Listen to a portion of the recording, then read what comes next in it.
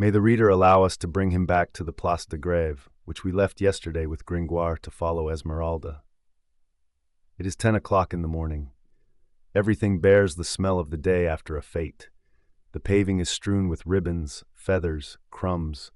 Bourgeois and gawkers loiter, stir with a distracted foot the embers of extinguished hearths, and take pleasure in contemplating the bare nails of the maison aux piliers, the miserable relic of yesterday's splendid hangings. The merchants roll their barrels, ale and cider circulate, Coppenole is praised, the Pope of Fools is recounted, the square laughs, argues, chatters. Yet 4 sergeants on horseback, planted beside the pillory, have managed to draw an expectant crowd, for the populace hopes for the little execution that will satisfy their curiosity.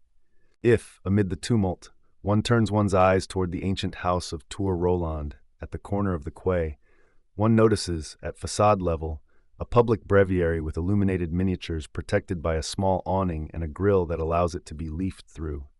And, very close by, a narrow pointed arch window closed by 2 crossed bars. The sole opening of a cell, hollowed out on the ground floor in the thickness of the wall, which breathes a silence so deep that it astonishes in the midst of the uproar. This cell was the work of Madame Roland de la Tour Roland, who, mourning her father who had gone on the Crusades, had herself shut up there for 20 years, praying, sleeping in the ashes, living on a little bread thrown by passers-by. At her death, she bequeathed this stone tomb to afflicted women, mothers, widows, sinners, who wished to die there in penance. The town placed a breviary there so that the passer-by, moved by the prayer, might think of alms, and that the recluses would not have to die forgotten. During the Middle Ages, these public retreats were not uncommon. In the heart of streets and markets, one found grated cells where people condemned themselves to expiation, a lamp consuming its drop of oil on the stone, a voice chanting psalms which the crowd, without a microscope of the soul, regarded only at the surface and simply called la recluse or le recluse.